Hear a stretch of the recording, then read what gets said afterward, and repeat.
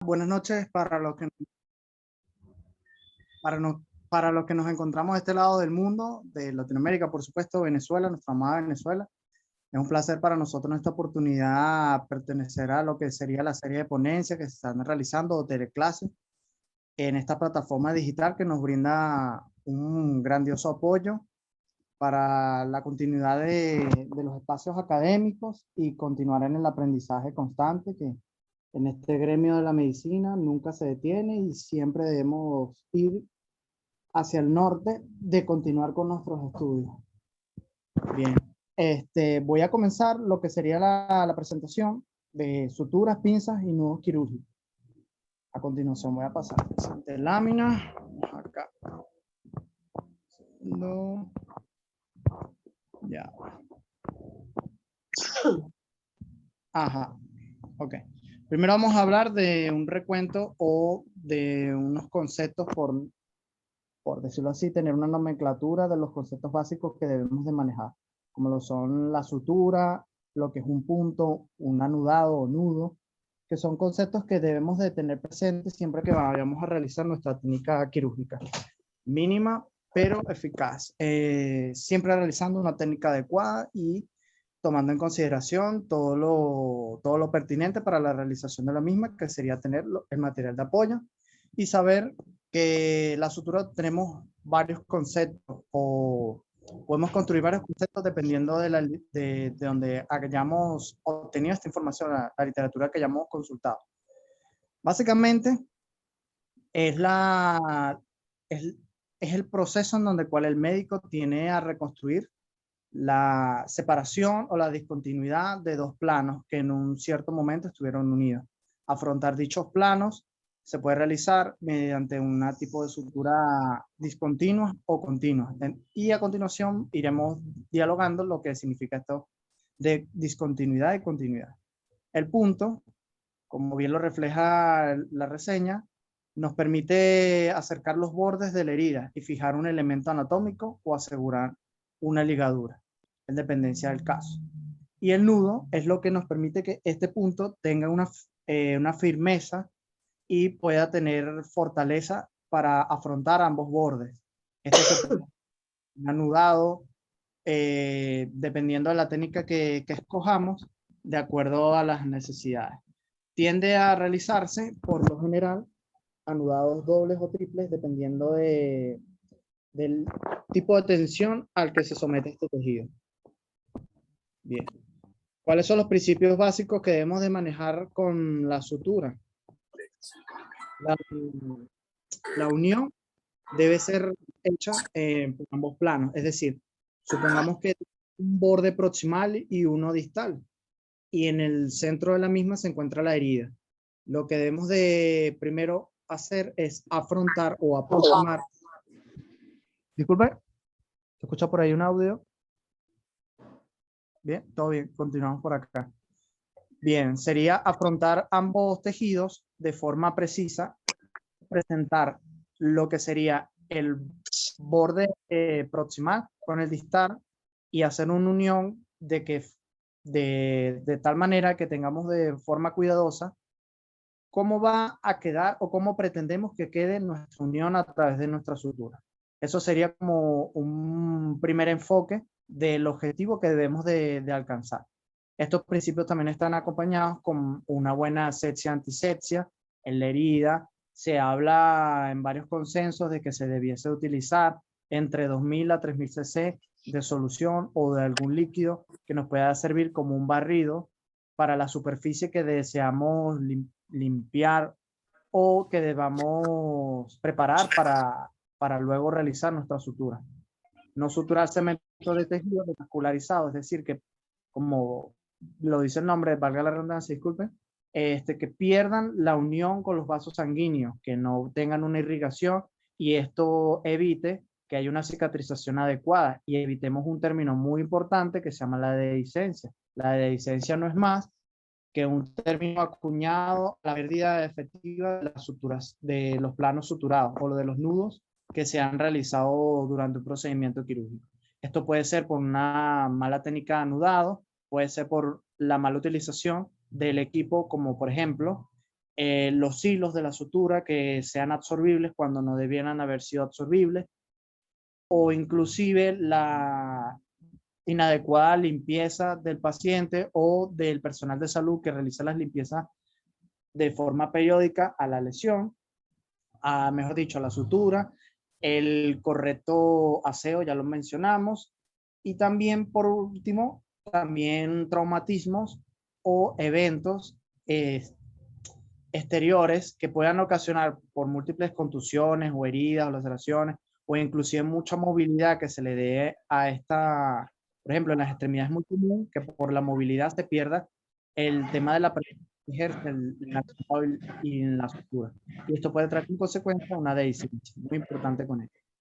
El principio básico de la sutura, lo recalcamos, la sutura debe quedar sin tensión, debe afrontar ambos bordes, no debe ser detritos o cuerpos extraños, es decir, no debe tener restos, o sea, restos que estén fuera de lo que sería el contexto del tejido que normalmente pertenece, a menos de que esté devascularizado, como ya mencionamos anteriormente.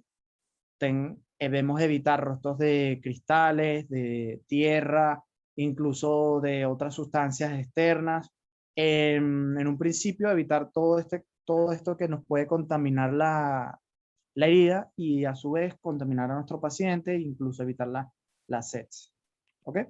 No debe haber un sangramiento excesivo, ya que esto, aparte de evitarnos tener un enfoque, o mejor dicho, una perspectiva adecuada de lo que está sucediendo en el control de daños cuando hacemos la sutura, no nos da una perspectiva en la cual podamos ver bien la lesión. Y debemos de evitar siempre que la lesión esté muy llena de la sangre o otro fluido, y debemos hacernos con la ayuda de gasas o opósitos estériles que nos puedan ayudar a absorber todo este tipo de sustancias. Y no debe haber infección ni tejido muerto presente que nos pueda traer como consecuencia la infección, que era lo que comentábamos hace unos minutos. Las condiciones ideales de la sutura, que puede ser utilizada en cualquier tipo de intervención quirúrgica. Sí, dígame.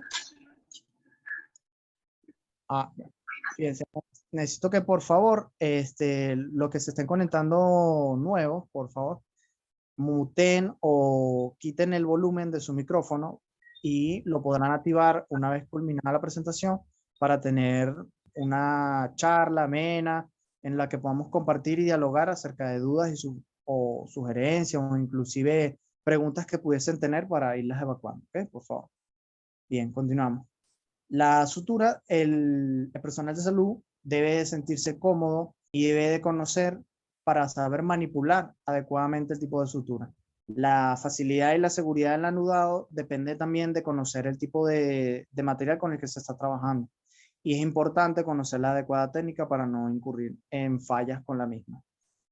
Biológicamente, interés, ya que no todas las personas, porque inclusive hay pacientes o personal lego, como llaman también en las guías de PHTLS, que son el personal civil que no está acostumbrado, no está en el medio de la salud, que también puede verse involucrado en estos tipos de actividades de sutura si se encuentran en territorio inhóspito o si no cuentan con el servicio de salud adecuado cercano a su comunidad. También debe de ser una sutura esterilizable. En ocasiones se sugiere que puede ser también reutilizable, pero es dependiendo del caso. Son casos muy puntuales. Lo ideal sería siempre un material que venga sellado al vacío o con los líquidos propios que tiene para poder permitir que se mantenga con el tiempo el material y se mantenga estéril y poder utilizar, es decir, poderlo usar por primera vez con este paciente para ayudar a que tenga una efectividad mucho mejor y que tenga fallas de fábrica o fallas por la utilización o fallas inclusive que esté roto, deteriorado o en mal estado. Y bueno, y bajo costo. Es decir, eficiente, eficaz y efectivo. Bien, continuamos. La clasificación de los hilos de la sutura depende también del origen. Esto puede ser naturales o sintéticas. Esto se habla históricamente porque antes de conocer las nuevas estructuras que tiene nuestra sutura, que las láminas posteriores iremos mostrando y dando ejemplos de la misma, por supuesto. Antes, históricamente, se hacía con restos de animales. Se utilizaban las vísceras o se utilizaba parte del tejido de animales que de cierta forma se asemejaban al tejido humano y se usaba en la época colonial y de un tiempo para acá se ha cambiado por estos materiales que han sido sintetizados y que han sido purificados o preparados especialmente para cumplir esta función. De allí viene el hecho de que se pueden utilizar las tripas como las de carnero o las de cerdo que antes se utilizaban para afrontar ligamentos o tendones o inclusive para la piel. Bien, según el tiempo de la permanencia en el tejido pueden ser absorbibles o no absorbibles. Básicamente, este término, a pesar de que se puede leer un tanto rígido, se habla de que actualmente todos los materiales o con el tejido que se está haciendo, las suturas, ambas son absorbibles. ¿Qué pasa? Que las no absorbibles tardan un poco más de tiempo en ser absorbidas por el cuerpo. Es decir, tardan un tiempo mucho más prolongado y pueden cumplir el objetivo con mucha mayor eficacia.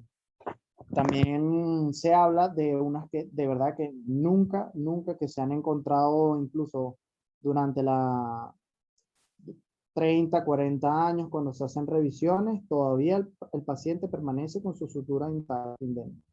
Y la absorbible, que básicamente trata de la sutura ideal que utilizamos para el tejido más externo, que con el tiempo tiende a aprovecharse al uso interno, más que todo el uso de la fascia o la parte del tejido subcutáneo, que tiende a utilizarse mucho mejor dependiendo del caso. Y nombraremos a casos puntuales.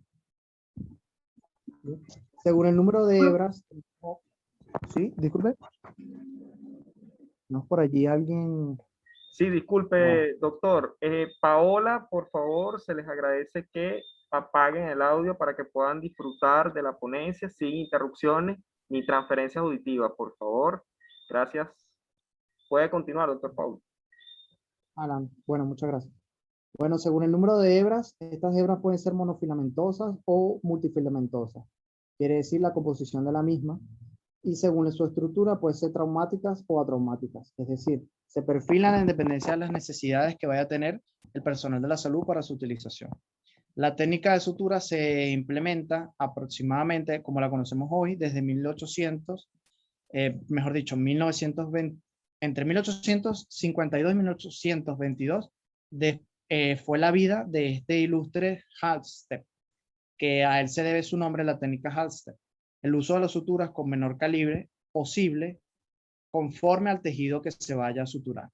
Esta técnica fue un descubrimiento o una revolución en el campo quirúrgico, ya que determinó muchos cambios para lo que sería la práctica en las cuestiones de control de daños y en el ambulatorio. El corte de la sutura cerca de los nudos también fue algo polémico, ya que se utilizaba antes una medida a criterio del médico en donde él considerara, según el plano donde se encontraba suturando, variaba el grosor de la misma. Ya se habla que ahorita un aproximado entre medio centímetro a máximo 2 centímetros es lo único que se deja de hebra cerca de los nudos y es en dependencia de los planos. Cuando hablamos de mayor sutura que queda después de realizar el anudado, hablamos de que son suturas en tejidos más externos, pues tiende a ser en piel. Y cuando son más cortos al anudado, tiende a ser en planos más profundos, como tejidos la fascia, las vísceras, músculos, inclusive vasos sanguíneos. ¿Okay? Evitar que los nudos sean bajos, mucha tensión, es decir, no podemos solventar lo que sería el cierre de una capa con nada más pocos anudados, sino que tenemos que hacer nudos que tengan un espacio prudencial, que puedan afrontar ambos bordes, que tengan distanciamiento adecuado entre uno y otro, que se habla entre 1 centímetro a 2 centímetros, dependiendo de la capa de tejido en donde nos encontremos, y se habla de que tenga 3 o 4 anudados si tiene mucha tensión, y lo mínimo que se recomienda serían 3 anudados en el caso de que haya una tensión media o que sea un tejido superficial. Estas suturas discontinuas pueden impedir que los microorganismos viajen por la sutura y pueden evitar infección y sepsis.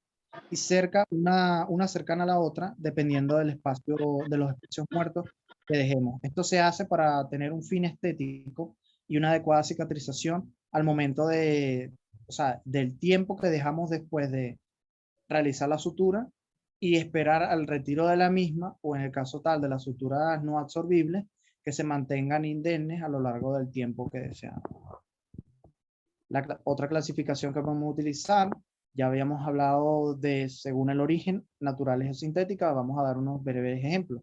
Con las naturales podemos encontrar la clasificación de las suturas como de origen animal, como las que son conocidas como las cactus y las seda, las que son de origen vegetal, las que son de origen mineral.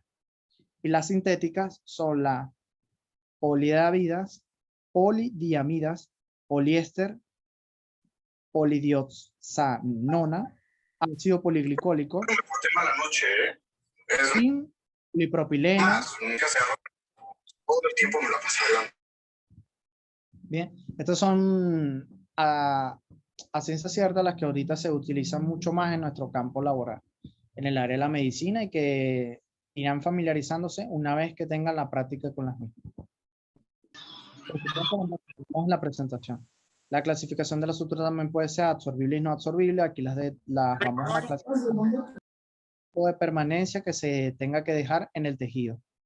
Las absorbibles tenemos como las cancut simple o la crómico, crómico, la poliglicocaprone de 25 o monocril, la ácido poliglicólico, también la poliglactin 910, que es conocida como Vicry, de hecho casi que todo el mundo la conoce como Vicry en realidad, polidioxanona, PDS, y también tenemos las absorbibles como las que son de algodón, de lino, de seda, que eran inclusive los que se utilizaban antes, menos refinadas y menos preparadas en la época colonial y del siglo XVI, XVII, XVIII, que se comenzaban a utilizar. Después vino la industrialización y tenemos las no absorbibles como son las de nylon, poliéster, acelo, polipropileno y polietileno, que son las que utilizamos más que todo hoy en día. Según el número de hebras, tenemos las monofilamentosas y multifilamentosas, que es las que habíamos comentado antes y que traemos a la colación ahorita los ejemplos, que sería la de nylon, la de polipropileno, las metálicas de acero o la polidioxanona son monofilamentosas, y las multifilamentosas que tengan más de 3, o mejor dicho, más de 2 o 3 filamentos, son los torcidos cactus, lino y acero, trenzados celal y poliéster y recubiertos poliglactin 910 y ácido poliglicólico, que son, o sea, los trenzados quiere decir que estos filamentos están entre sí unidos con una estructura o una unidad especial para que mantengan su estructura. Y los recubiertos que tienen capas que las recubren. Suena redundante, pero a veces son preguntas de examen en donde nos lanzan esas pequeñas conchas de mango, como dicen coloquialmente en nuestro Venezuela, en donde nos pueden preguntar eso para saber qué tipo de superficie recubre este tipo de sutura. La clasificación es muy importante tener en cuenta que según el calibre del material que se va a usar en la sutura, estas se ponen en dependencia del tejido que vayamos a utilizar.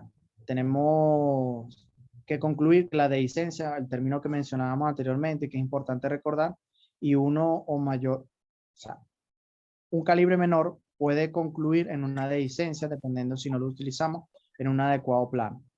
O uno mayor calibre, que es necesario, se produce una cicatrización azarosa por la reacción local que lo origina. Que podemos ver esto en un ejemplo. Si hacemos una sutura en un tejido más superficial como la piel, lo ideal sería que nosotros nos inclináramos hacia la utilización de una sutura un tanto más gruesa. No exactamente se determina para toda la superficie corporal, pero sí tenemos unas medidas estandarizadas dependiendo del lugar donde vayamos a suturar, bien sea en el rostro, frente, las extremidades, el abdomen, entre otras, donde debemos mencionar ahorita en la lámina a continuación cómo sería el grosor adecuado para la utilización en esta sutura. Y como mostramos en la imagen, la nomenclatura que utiliza un número primo junto a un 0 habla de que son mucho más delgadas. Inclusive la 5-0 y la 6-0 se comparan con el grosor de una hebra del cabello y son súper delgadísimas. Se utiliza más que todo en las intervenciones quirúrgicas de los oftalmólogos para realizar estos tipos de anudado en esos tejidos que son sumamente sensibles y que tienen que tener una precisión muy, pero muy exacta. Y con las más gruesas que se pueden utilizar para vísceras o músculos que tienen mayor tensión y que meritan una mayor, una mayor estructura o que sea más gruesa esta sutura y que pueda mantener los tejidos adecuadamente unidos o presentados con la localización que hacemos cuando presentamos ambas superficies. El calibre de la sutura, como lo mencionamos, según la localización, le dejamos esta tabla por aquí. Recuerden muy bien que posterior a la presentación estaremos compartiendo las láminas, puedan guardarlas y hacerlas de su uso cotidiano y que poco a poco vayan familiarizando con ellas y vayan sabiendo cuáles utilizar en dependencia del caso que se nos vayan a presentar. Aquí tenemos suturas hipodérmicas y suturas superficiales. La comparación, a pesar de que no se ve significativa al momento de realizar la práctica, van a ver que tiene mucha mayor facilidad realizar una sutura, obviamente con el material adecuado y en el plano adecuado, con una técnica adecuada. Se le va a realizar un procedimiento básico, quirúrgico, pero que tiene mucha utilidad y que puede resultar en algo que es muy estético o inclusive todo lo contrario, que terriblemente, incluso que pudiese tener deficiencia. ¿Okay? Mostramos acá la caja de las presentaciones de las suturas absorbibles, que son las que habíamos reseñado en las láminas anteriores. En dependencia del país donde se encuentren, más que todo por la casa comercial, tienen colores característicos que las identifican y en comparación con otras suturas. En dependencia de si son suturas absorbibles o no, tienen colores característicos. Como por ejemplo, entre un morado o un grisáceo son las absorbibles y también las podemos encontrar en color amarillo o tonos de café que también se acuñan a las suturas que son absorbibles, como la calcum crómico, que tiende a venir, por ejemplo, en nuestro país, nuestra amada Venezuela, viene en color marrón. Marrón o tendencia también hacia el amarillo. Bueno, un vivo ejemplo de lo que sería lo que comentábamos ahorita. La calcum, la presentación de cómo viene el empaque de la sutura, sería la imagen inferior, y dentro de ella se encuentra lo que sería el envoltorio, que tiende a ser de cartón con una superficie plástica, y en ocasiones viene dentro de ella el sobrecito o una pequeña bolsita con un líquido conservante para la sutura. Este es el material con el que se desarrolla la sutura, la fuerza tensil, que es de 7 a 10 días, y una absorción en el tejido de 70 días, que era lo que comentábamos. El color de la sutura y la función que pudiese tener cada uno. Vamos a mostrar aquí. Tenemos también el calcum crómico, que es lo que abunda más en nuestro país ahorita, que está bien en color marrón o color café. Multifilamentosa, tiene una absorción de aproximadamente 90 días según la casa comercial, una fuerza tensil entre 14 y 20 días. Estas son las características con las cuales se conforma esta sutura. Doctor Paulo, disculpe que lo interrumpa. Correcto, dígame. Queda menos de un minuto de ponencia. ¿Qué vamos a hacer? Los invitamos nuevamente al mismo link y con la misma contraseña puedan ingresar a la segunda sesión de técnicas quirúrgicas. Entonces, bueno, les hago de manera abierta la invitación a la segunda ponencia, o mejor dicho, a la segunda parte de esta ponencia.